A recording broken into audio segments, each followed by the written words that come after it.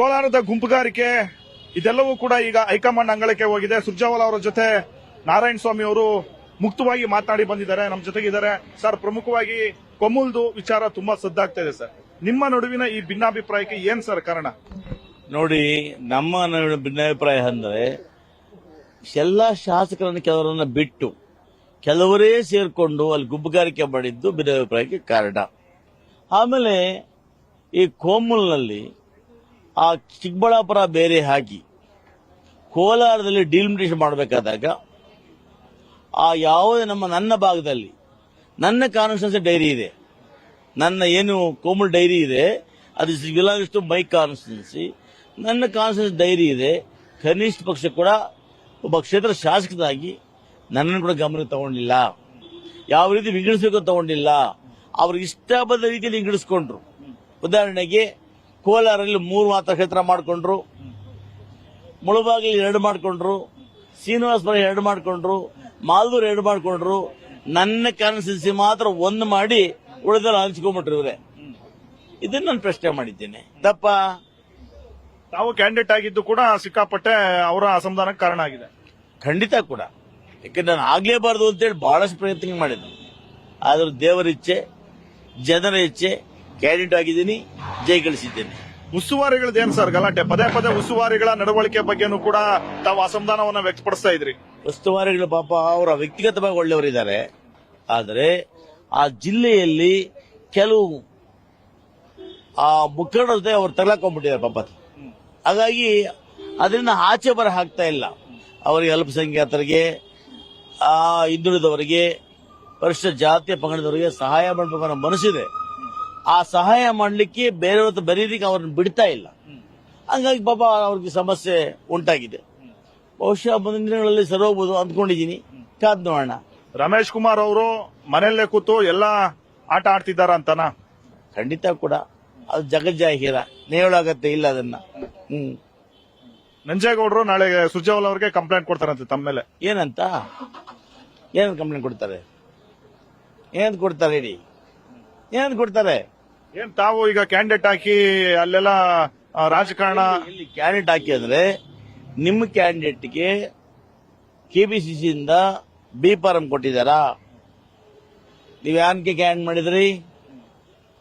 ಇವತ್ತು ಬಂಗಾರಪೇಟೆಯಲ್ಲಿ 26 ಮತ, ಮಾಲ್ದೂರಲ್ಲಿ 20 ಮತ, ಕೆಜಿಎಫ್ ಅಲ್ಲಿ 7 ಮತ, ಕೋಲಾರದಲ್ಲಿ 3 ಮತ. ನೀವು 4 ಶಾಸಕರನ್ನು ಸೇರಿಸಿ ಕ್ಯಾಂಡಿಡೇಟ್ ಹಾಕ್ಬೇಕಲ್ವಾ? ನೀವು ಕ್ಯಾಂಡಿಡೇಟ್ ಯಾರಿಗೆ ಅನೌನ್ಸ್ ಮಾಡಿದ್ರಿ? ನೀವು ಅನೌನ್ಸ್ ಮಾಡ್ಕೊಂಡ್ರಿ. ತಡವಾಗಿ ನಮ್ಮಲ್ಲಿ ಕಾರ್ಯಕರ್ತರು ಬಂದ್ರು. ಸರ್, ನಮ್ಮಲ್ಲಿ 26 ಓಟ್ ಇದೆ, ಸೋಲ್ತೀವಿ, ನಿಂತ್ಕೊಳ್ತೀವಿ ಸರ್. ಈ ಬಾರಿ ನಾವು ಮುಂದೆ ಒಂದು ಗುರುತಿಸ್ಕೊಳ್ತೀವಿ, ಮುಂದೆ ನಮ್ಗೆ ಅನುಕೂಲ ಆಗುತ್ತೆ ಅಂದಾಗ ನಾನು ಬೇಡ ಅನ್ಲಿಕ್ಕೆ ಆಗ್ತದ? ಸಾಧ್ಯನೇ ಇಲ್ಲ. ನಂಜೇಗೌಡರು ಕಂಪ್ಲೇಂಟ್ ಕೊಟ್ರೆ ಕೊಟ್ಕೊಳ್ಳಿ, ಡೋಂಟ್ ಕೇರ್ ಅಂತೀರಿ? 100% ತಪ್ಪೇನ್ ಮಾಡಿದ್ದೀನಿ? ಅಲ್ಲ, ತಪ್ಪು ಮಾಡಿದ್ರೆ ಖುಷಿಯಾಗಿದ್ದಾರೆ.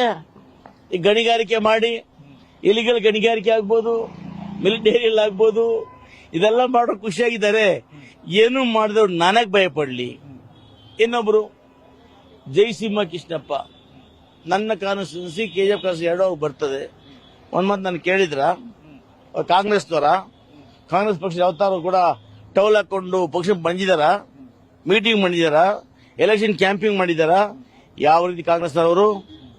ಅವರ ತಂದೆ ಎಂ ವಿ ಕೃಷ್ಣಪ್ಪನವರು ಕಾಂಗ್ರೆಸ್ ಆಗಿದ್ರು, ಮಂತ್ರಿ ಆಗಿದ್ದಾಗ. ಇವರು ಒಂದ್ ಬಾರಿ ಜೆಡ್ಪಿ ಆಗಿದ್ರು.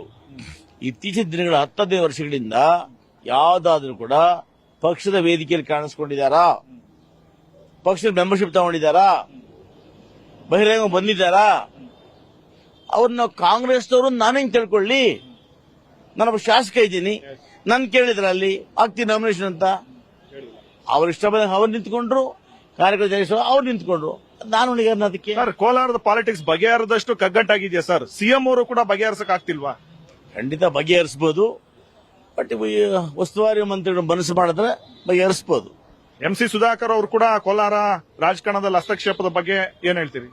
ಅವರಿದ್ದಾನೆ ಸುಧಾಕರ್ ಅವರು. ಅದೇ ಹೇಳಕ್ ಬಂದ್ನಲ್ಲ, ಸುಧಾಕರ್ ಅವರು ಬೈದಿ ಸುರೇಶ್ ಅವರು ಆಪ್ತ ಸ್ನೇಹಿತರು.